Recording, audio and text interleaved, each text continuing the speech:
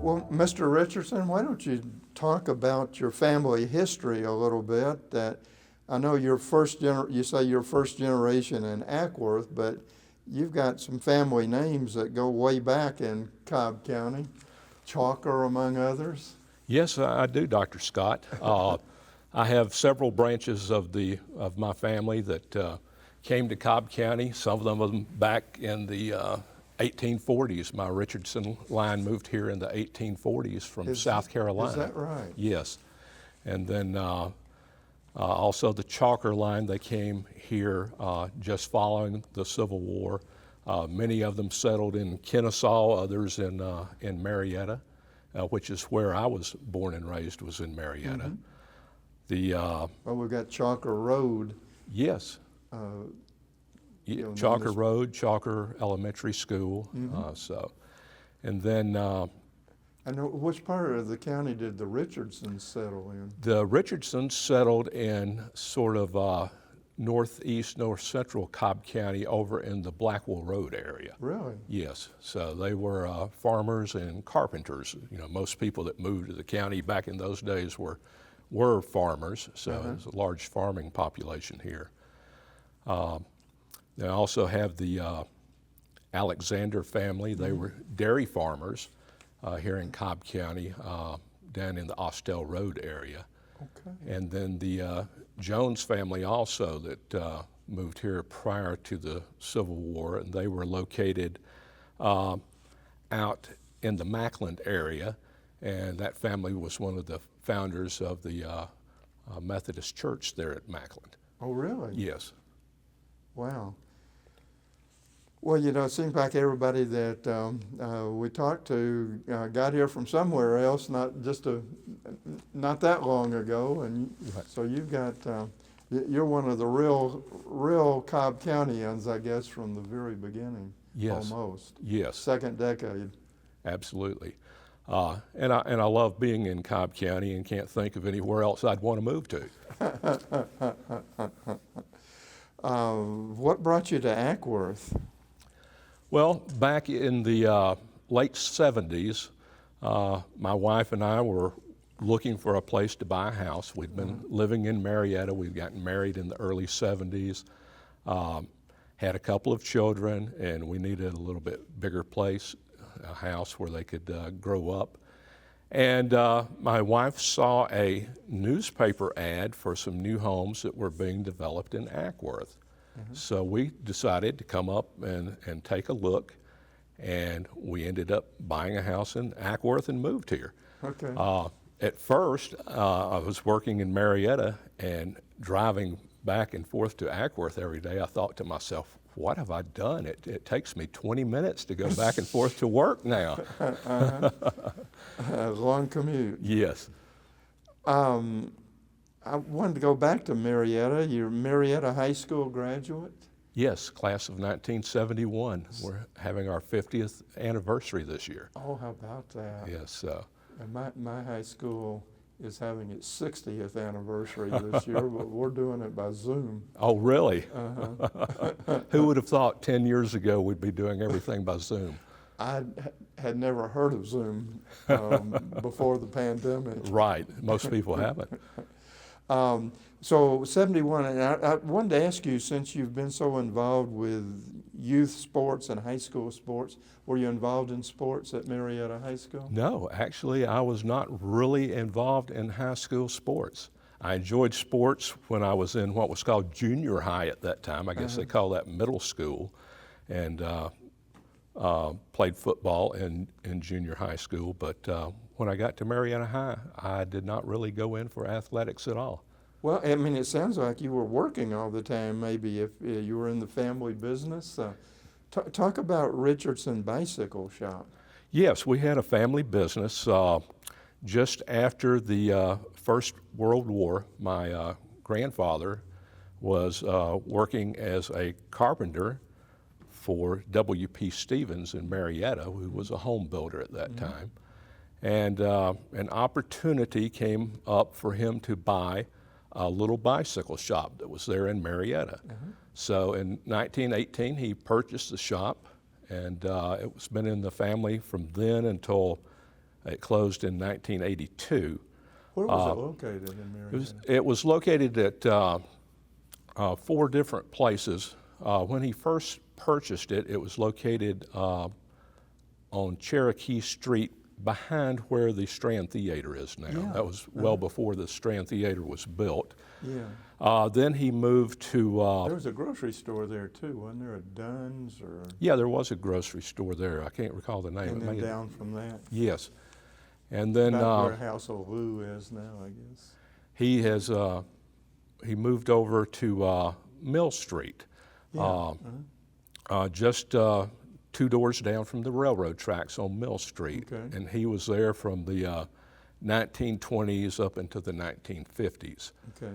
And then in the meantime, my grandfather had sort of semi-retired. My father took over the business. And in the late 50s, he moved the business to Powder Springs Street, just down from the Murray House near the railroad crossing. Yeah. And was there for several years, and then he decided instead of having a building on the square and paying rent, he wanted to build his own building and move into it. So he built one on Lawrence Street near Fairground Street, and he was Lawrence at Fairground? Lawrence at Fairground Street. Okay. There was for many years there was a Hess. That was way out. Yes, a mile from the square, and there was a Hess gas station on the corner. Then Powell's Barber Shop, and then he was located next door to that. Okay. So, and he was there, and then I took over the business later on, and then we were there until 1982 when we decided to close the business. Okay. Let's see, Lassiter Drug Company, you worked for them in high school also? Yes, I worked in the evenings and delivered drugstore prescriptions. So I got to meet a lot of interesting people, and during that time. Where was Lassiter Drugs? Lassiter Drug at that time was at the corner of Roswell Street and Fairground Street. Okay. There's a brick building that's still there now. The Masonic Lodge is on top, and Lassiter's was on the bottom floor. Oh, below the Masonic Lodge? Yes, Okay. absolutely. So I worked there for a couple of years and really enjoyed that. Wow. And then you also were a disc jockey. Was that about this time? Up in Cartersville. What kind of programs did they have at WKRW? Well, it was a daytime only radio station. They signed on the air each day at sunrise and signed off at sunset. And they played a variety of music depending on the time of day. Yeah. They played some country music, and they played some rock and roll music, and then we had a lot of news and sports also. Yeah. What kind of music did you play? Some of both. So whatever the need was for, doing that, creating advertisements for the radio. Yeah. It was a long commute to go up to Cartersville. Yes, it was, but it was something I enjoyed doing, and I had thought about making a career of that until being in the business for a while, I found out that to move up the chain in the radio broadcasting business, you have to move a lot and keep working up to different stations, and I decided that wasn't for me. I wanted to stay at home. Okay. What kind of music did you prefer personally? I like the rock and roll music from the 50s and 60s. So that is my favorite. And although we didn't play it at the radio station, I also like some old-time country music and also some bluegrass music. I'm wondering, 1971, I'm trying to picture, did you have long hair or a beard or any of those things? I didn't have a beard, but I did have a mustache, and my hair was probably down touching my shoulders at that time. So I tell people that I used up my whole allotment of hair then and don't have any left for now. Okay. Did you give Becca a picture of what you looked like back then for? I don't think I gave her one of those pictures. Well, we need one of those. I think I have one. There's probably a lot of people that don't want to remember what they looked like back then. True. Everybody had longer hair back then. Yes, that's right. It was the style. So. Okay, so how did you get to the Bell and Howell job from the bicycle shop? Well, that's an interesting story there. At that time, my wife was working at a bank in Marietta. It's called Cobb Bank, Yeah. and later I think became First Bank and Trust Company. And she was working there in their bookkeeping department. So one day, the serviceman came in to service the machine that she was using. It was a machine that processed the checks that had been deposited and put them with your statement and returned it to you in the mail. And he was talking to her about how they were shorthanded and needed some employees. And then they got to talking, and it turns out that this guy was a cousin of mine. So she told him where I was at, said that I might be interested in doing that kind of work. I'd been going back to school studying electronics at that time. And Yeah, you went to what, today's Chattahoochee Tech, I believe. yes, yeah, I think it was called Marietta Cobb Area Votech back in those days. And so anyway, he ended up, after he left his service call there, he came 2 blocks down the street to the bicycle shop to talk to me and said they were looking for people that had both electronics training and were mechanically inclined to work on these mail processing machines. So I told him I was interested and went in to talk to him and ended up being hired. So it's funny how sometimes things just come together. So you were already thinking about closing the bicycle shop? Yes, we had been thinking about that for a couple of years. This was in the late 70s and early 80s. We had the period of economic uncertainty and very high inflation. Yeah. And it was very difficult on small businessmen. Double-digit inflation. Yes, every year for a absolutely. while. Interest rates on homes were at all-time highs. Yeah. So we made the tough decision that it was time to go on and move to something else. And it ended up being something that I did for the next 34 years. So Right. it worked out as a good move for me. Yeah, I remember we had a 9.5% mortgage interest rate. Oh, yeah. And some people were Late even higher than 70s. that. Yes. Yeah, Oh, it's difficult times for folks. it's incredible to think that nowadays, Yes. that we pay that much. Well, okay, so Bell and Howell, but you didn't actually move away to work for Bell and Howell, I gather. No. Bell and Howell operates in the field mostly because you have customers that buy this mail processing equipment for their business. So you end up having a lot of field service engineers that locate in Atlanta area and then go out to different cities across the state to service the equipment. So I was able to, regardless of where my territory happened to be at that time, I was able to commute to my job every day. Yeah. Commute to where? It depended on my assignment at the time. I've been anywhere from working in the Fulton Industrial Boulevard area to Alpharetta to south of Atlanta to Conyers to Chattanooga, you name it. Okay. I've been all over the. So some overnight trips since. Occasionally some, yes, and some out-of-town things for training schools and things like that. But mostly I got to stay at home. Yeah.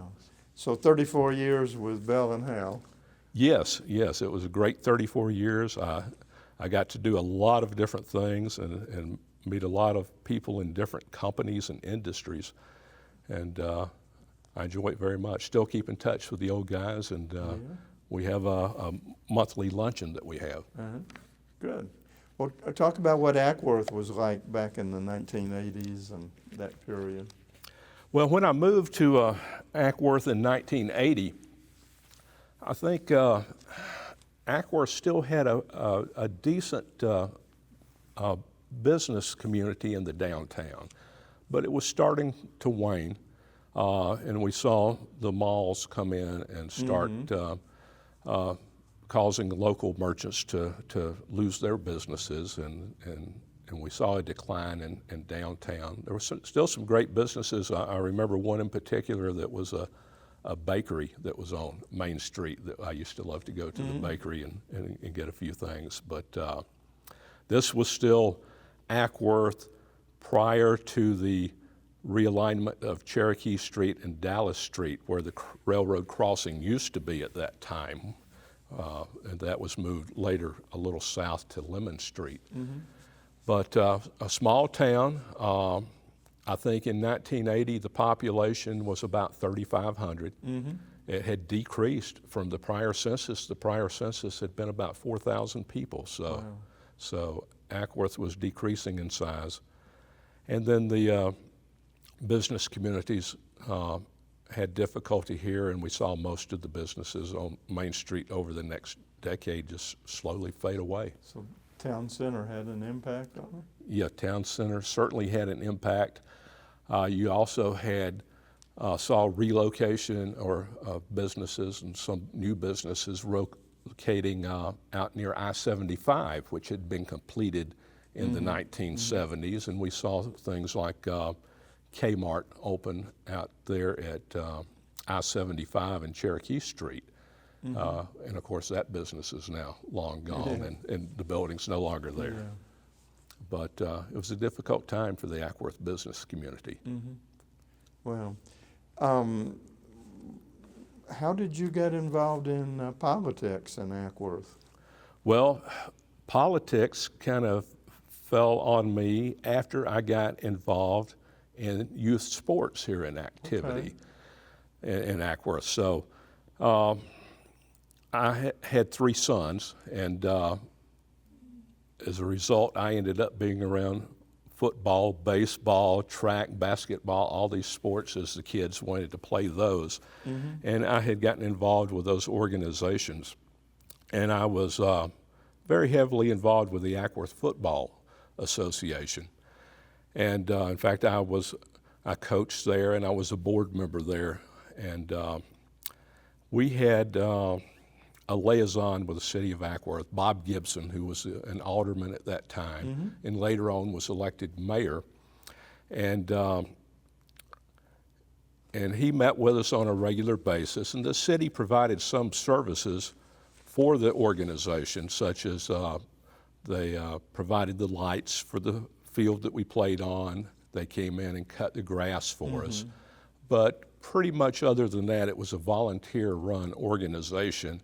And if there were improvements made at the field, the parents got together and did that themselves. And we ran the leagues ourselves. And it came to a point where one day Bob Gibson came to us and said, listen, the city's lawnmower is broken down, and we're not going to be able to cut the grass on the sports fields anymore. So he said, y'all are going to have to start doing it on your own, which we picked up and did. And we carried on like that for a couple of years. And then at that time, Acworth did not have a Parks and Recreation department at all. It was no one staffing that. The little bit of work that was done by the Public Works Department. Well, I was going to say that it sounded like if they couldn't even afford to keep a lawnmower running, must not have been a very big city government in Acworth. Well, it was pretty small and ran on a lean budget, so it was difficult for them to make ends meet, I'm sure. But later on, after Bob Gibson was elected mayor, he'd always had an interest in recreation for young people in town. And he wanted to get a recreation department started, and there was some opposition to it on the city council. Really? And he came to the association and asked them if there was anyone there that was a city resident that would like to become involved in politics and run for a seat on the board of aldermen. And He talked to 2 or 3 people there, and then they finally came and asked me, and he explained the mission. So I was sort of drafted by the rest of the folks there to run for alderman. Wow. So, and I did. That was in 1995. Oh, you ran in 95? Yes, 1995. But you didn't get elected in 95? I did not get elected that year. I ran against an incumbent that year, and I ended up losing the election. And what were the issues? The recreation? Was that? Recreation was a big issue, and also we were starting at that time already looking at quality of life for our residents here in Acworth, and wanting to make some changes that would help provide more opportunities for families to settle here and bring their kids here to live. So the opposition was saying city government's too big already, we don't want to pay the taxes for a recreation department, or what was the case against recreation? I don't think they thought they could afford to really do recreation at the time. And it's something that could have started small and worked its way up, and it eventually did. But I ended up losing that election. I was disappointed, but I had gone into it completely unfamiliar with city government at all, and by attending, while I was running, attending the city council meetings and things that were going on, I started to pick up an understanding more of how city government worked. So for the next 2 years, I made sure I attended every city council meeting, every other important meeting that went on in the city of Acworth, and learn all I could about city government. So I was a regular around City Hall for the next 2 years. So you must have enjoyed it, because, I mean, I think I'd shoot myself if I had to sit through Board of Aldermen meetings week after week after week. Well, it was something I did enjoy, and it was a learning experience. And I learned a whole lot about the city that I didn't know, and some of the issues that the city faced that were probably more important than providing parks and recreation at that time, because you have to keep the streets operational, you have to keep lights and water going, and all of those things too. So you enjoyed that? Yes, I enjoyed that. So I decided, I started talking to some of the people on the board, and put out the word that I was interested in running again when the next election came up. And one of the board members at that time, Carlos Sutton, had decided that he did not want to run for election again. He had retired from his job, and he was ready to move on. So he told me about that and let me know that he wasn't going to run, and I decided to run for his seat in the next election.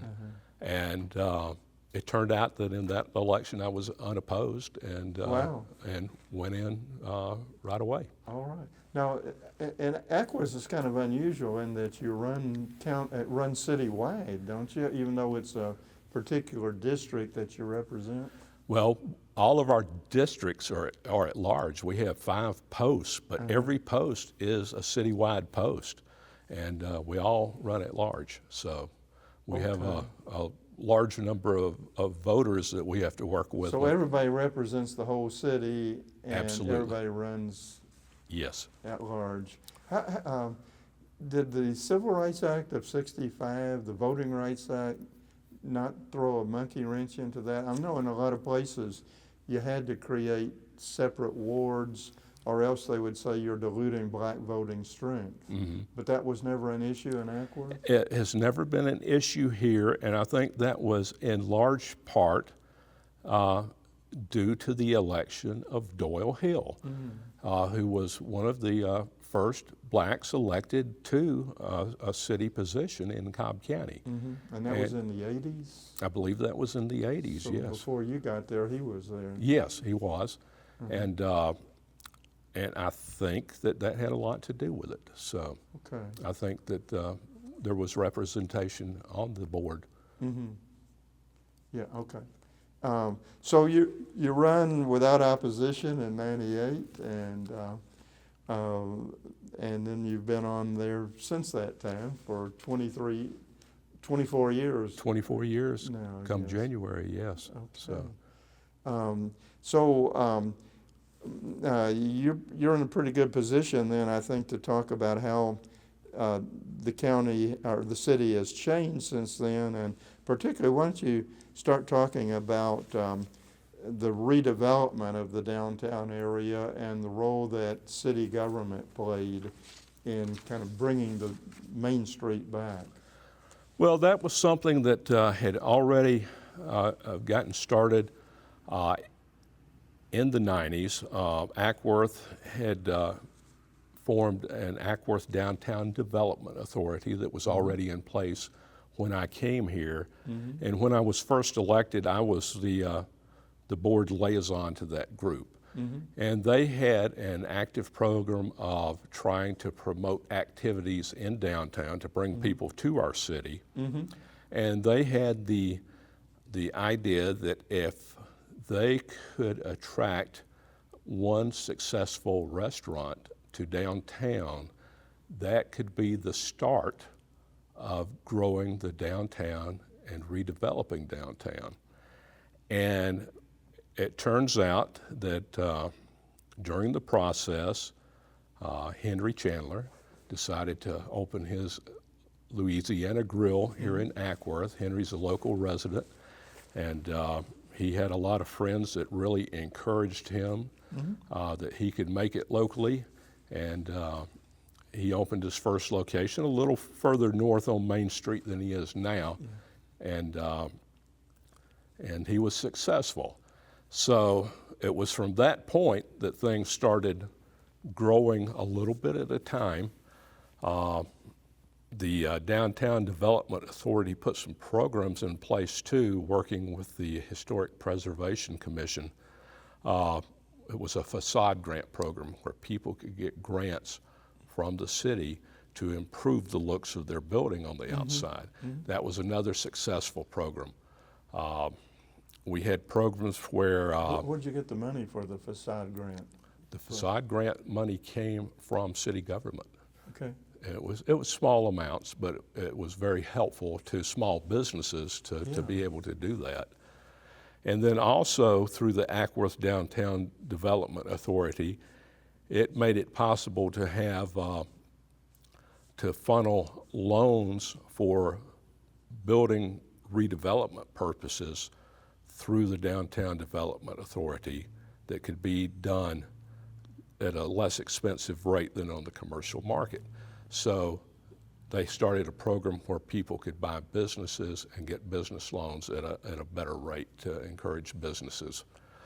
Also, in Cobb County, we have the Cobb County Sewer Department has an impact fee that when a business opens, such as a restaurant, that of course is going to have an impact on the sewer service. Sure. And they have an impact fee that's based on the number of seats that you have in your restaurant, the number of people you can serve, and that can be quite substantial when you're looking at opening a restaurant and having to pay that fee. So the Downtown Development Authority used some of their funds that they had available to start a sewer impact fee grant that would help local businesses with that fee that they faced. Yeah. So all of that eventually came together, and with a full-time Downtown Development Authority director that we had at that time, they were able to encourage businesses to move to Acworth, and we started seeing a different mix where Main Street before had been primarily businesses like retail shopping and service businesses that would bring people. We started to see the mix change where it would be restaurants and shops that would attract people with different items that they would like to see. So it was a big transformation, but it took place over quite a few years. How long were you the liaison to the Development Authority? I think probably about 10 years. Okay. I was their liaison, and during that time, they had worked actively on becoming a Georgia Main Street city. Yeah. And they were awarded that designation in, I believe, the year 2000, and have maintained that designation ever since. And in 2019, were named a Georgia Exceptional Main Street City. There's only 20 of the cities in Georgia that have achieved that designation. And what was it that you had to do to get the exceptional? It was something special going on, wasn't it? I don't recall the details on that. Okay. Yeah, I was thinking it had to do with some kind of well, anyway, we'll let that go. How did historic preservation fit into the mix with downtown development? I think it's been a very important mix. We've seen some places that have decided that their downtowns were not worth redeveloping, and essentially have rebuilt their downtowns as something different. Like Smyrna, for instance. Smyrna is a good example, and it worked greatly for them.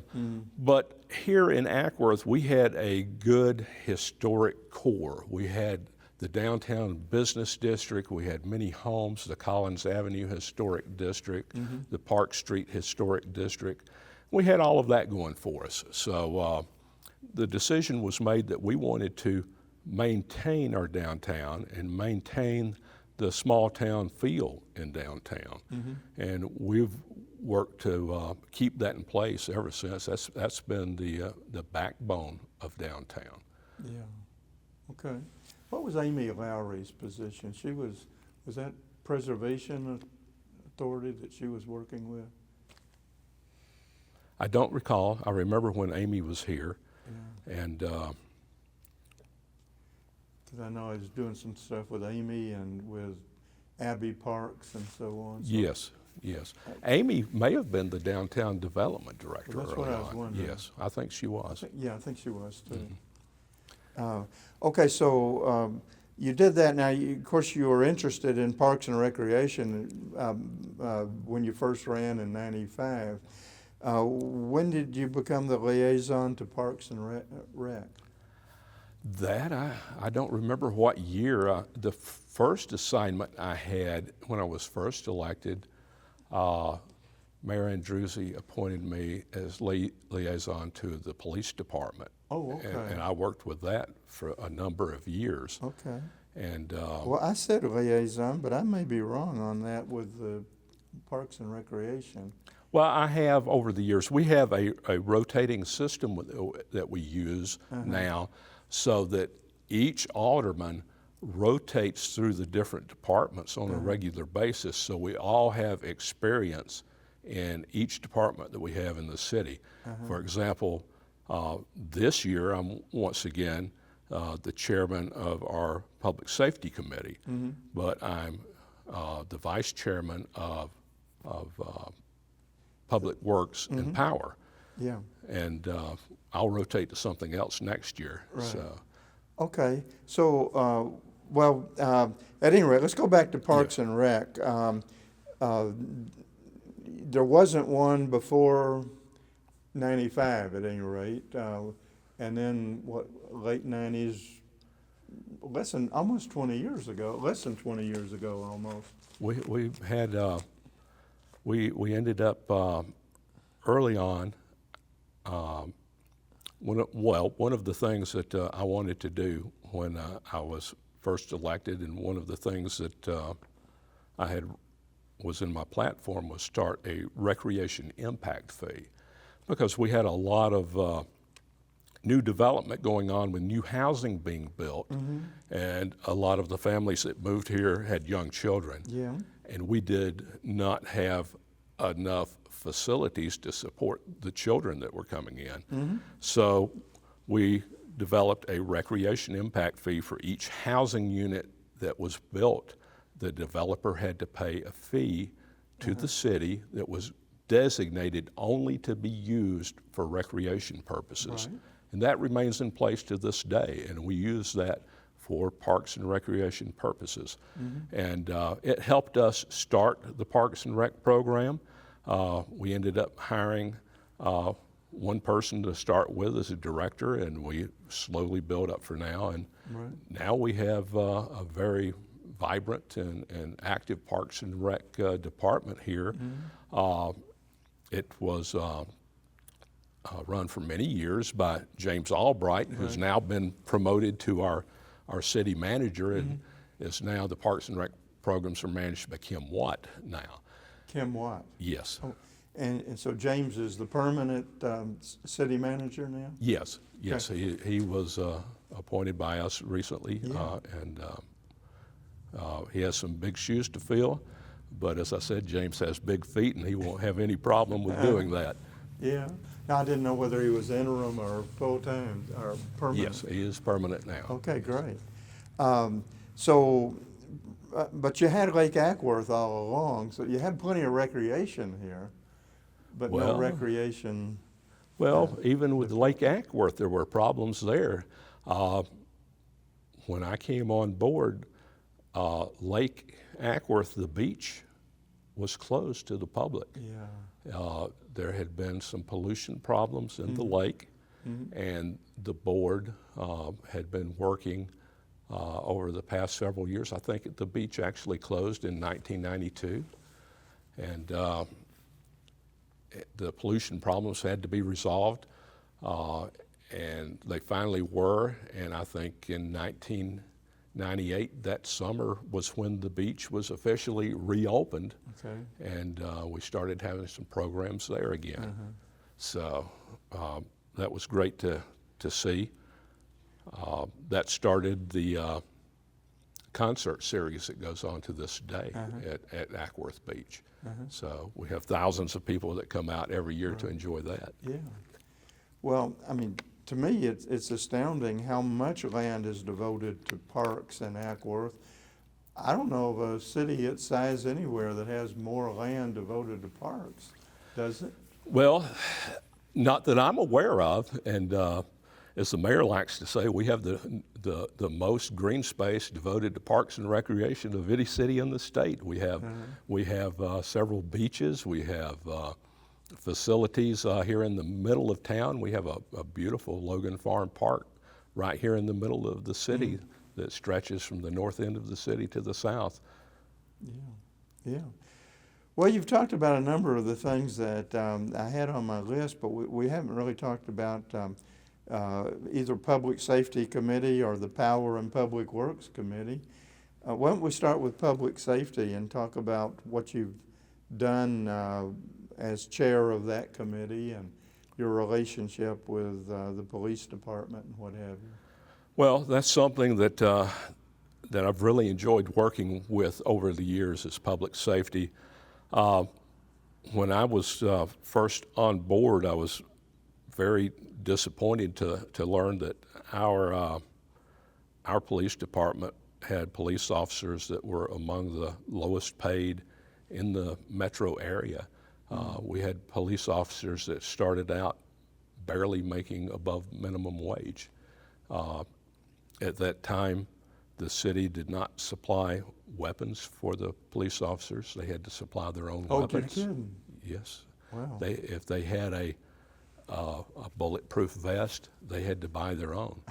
So, Wow. so over the years, we were able to get a state grant to provide vests for officers back then, so they could work in safety. We had a antiquated radio system that in some parts of the city would not allow police officers to talk back to the police station. So we instituted a lot of changes, and the board decided that we needed to develop a very professional police department. And over the years, it's taken a lot of time to do that. We've had several people that have been police chief here and contributed greatly to that effort. And now our police department is state certified by the state of Georgia.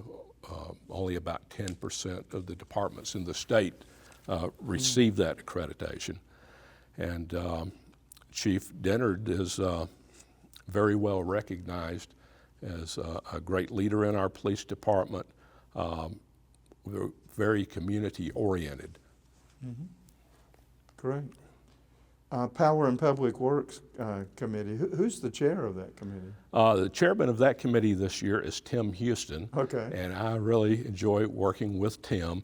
And the head of the department, Angie Luna, who has been with us just within the past couple of years. She's come on board.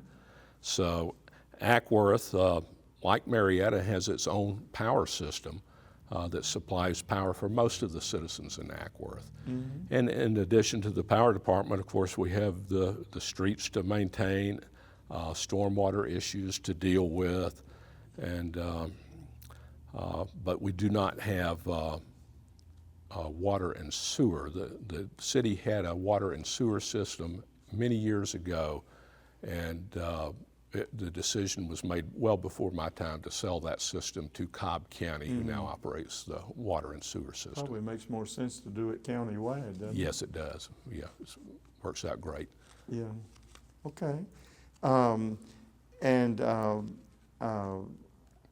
Let's see, you were a graduate of the Citizens Police Academy also, is that? Yes, that was a program that was put in place a number of years ago to help our citizens learn more what it's like to be a police officer and see the issues that they face every day. And it's been a very helpful program. It allows the community to get to know some of our police officers, and they have the graduates of the academy to get to go for a ride along with a police officer and see how they conduct business. Yeah. Right. So I've been through that course twice, and I'll probably go through it again at some point. Okay. I wanted to ask you, I guess, a little bit away from city government, I guess, but I jotted down that you're a staff sergeant, Georgia State Defense Force. Yes. Talk about that. Yes. The Georgia State Defense Force is part of Georgia's Department of Defense. In Georgia, the Department of Defense is made up of the Army National Guard, the Air National Guard, and the Georgia State Defense Force. Okay. The Georgia State Defense Force is the unpaid, all-volunteer branch. Okay. We do not get paid for our service. We work with the National Guard on some things like OPFOR training, which is opposing force training, which they receive before they go overseas for deployments. We have State Defense Force troops who go in and they play the opposing force in a war game type situation to help train them. Yeah. We also respond in the aftermath of natural disasters like tornadoes, hurricanes. We worked during the pandemic, for example, servicing food banks throughout the state, working with the National Guard and decontaminating nursing homes around the state. Yeah. So we have a wide variety of missions. And you've worked with the U.S. Selective Service System for a number of years? Yes, I was appointed to that position. Governor Busby had nominated me for the position, and then President Reagan appointed me to the position back in that would have probably been about 1979 or so. Post-draft. Post-draft. What had happened is that following the Vietnam War, there was no longer a draft, and the Selective Service System still existed, but it was dormant. President Reagan decided that the Selective Service System needed to have a backbone in place in the event that a war should occur and the draft have to be reinstituted, that the mechanism to do that would already be in place. So the local boards were all appointed across the United States, and we received training and an annual training following that. And each member was allowed to serve, but you have to retire after 20 years of that service. So, I could only serve 20 years. Well, now, did you have a military background? I didn't see that. No, I did not. I came along Right at the end. right at the very end of the Vietnam War. Yeah. And I had looked at possibly a career in the Air Force at that time, also in electronics. I was very much into electronics as a hobby at that time. And I had an uncle who advised me that with the way things were shaping up, with the downsizing that would occur with the military following a war like Vietnam, that was probably not a good opportunities for the military to advance for a few years. So I decided not to pursue that at that time. Yeah. Then after 2001, my son had joined the Marine Corps, and he ended up being deployed to both Afghanistan and Iraq. Oh my goodness. And I was looking at some way that I could serve again, but at that point, I was too old to join the regular Army. And that's when I found out about the Georgia State Defense Force, who accepts people you can join up to the age of 65. Wow. Okay. We also skipped over you were a Boy Scout, Order of the Arrow. What is that? The Order of the Arrow is a group of Boy Scouts that are dedicated to learning about camping and outdoor activities, and you are elected by members of your troop, or in my case at that time, Explorer Post, to the Order of Arrow. And then they have an ordeal ceremony that you have to go through, and then if you pass the ordeal ceremony, then you are they have what's called a tap-in ceremony where you're inducted into the Order of the Arrow. So it was quite an honor for me to join that. Yeah. And by the way, I should have said that back in the 60s, you were featured in the Atlanta Times newspaper, putting flags out in the National Cemetery as a Boy Scout. Yes, I had just joined a Boy Scout troop. It was at the one at St. James Episcopal Church in Marietta. And that was one of the things that they did each year, was go to the Marietta National Cemetery and put flags on the graves of the fallen soldiers. So a fellow Boy Scout, Steve Horton, and I were doing that. We were going along putting out our flags when a photographer came up and wanted to make our pictures. So we said, okay, and he took our picture, and Steve said, well, let's not tell anybody about this. So we decided we were going to keep it secret. And but of course, the next day when the newspaper came out and our pictures were on the front page, it wasn't secret anymore, and our parents were saying, well, why didn't you tell us? Good question.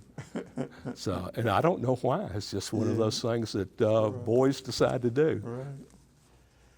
Well, why don't you just talk a little bit, maybe as we come to a close, about the changes in Acworth and where you see Acworth nowadays? Well, we've had a great program over the past 20 years with really stressing quality of life in Acworth. We have done a great job with that. We have a city team that, and it really is a team. All of the Board of Aldermen, Mayor Alligood, we all work as a team to get these things accomplished. And we have a great city staff that's a part of that team and helps us with that too. Our first focus was on our downtown area. And as you can see, sitting here in this new community center and with all the road improvements and parks, we've been very successful at that. We've recruited new businesses to downtown. Acworth is now a vibrant place to be at night, whereas back in 1980 98, the streets rolled up at 5 o'clock in the afternoon and you didn't see a car downtown. Now, Acworth is a destination and where people like to go and shop and dine. And we have kids coming to downtown to work here in the recreation center and enjoy basketball and other sports. So now we're going to start turning our focus further out into our city as we can start interconnecting our neighborhoods to this core downtown that we've built. So I think we're going to see a lot of focus on that with sidewalks and trails over the next 20 years that are going to connect all the outlying subdivisions.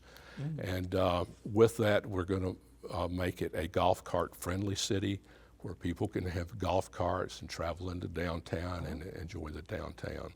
So we hope to continue to work together as a team and keep the team effort going and keep doing good things for the citizens here. Well, anything that I haven't asked you that you'd like to add to the interview? No, I guess about your kids or wife or anything? Or? Well, yes, let me say that my wife, Marty, has been very supportive of me. I spent a lot of time away from home, and I think she has a little to-do list for me to accomplish that's going to take me about 20 years to do. Okay. So, but I think it might be a while before I get started on that. All right. And all of my children, as I mentioned, my one son that was in the military, the others are all grown, and the two of them live here in Georgia in this vicinity, and the other one in Oklahoma. So the only other thing I'd like to say is a thank you to Dr. Scott for what you have done for Save Acworth History Foundation in conducting these interviews. This is going to be something that people can look back 20, 40, 50 years from now and even longer and get a little bit of what Acworth was like and the people that helped make our community what it is. We thank you for doing that. Well, thank you. I appreciate it.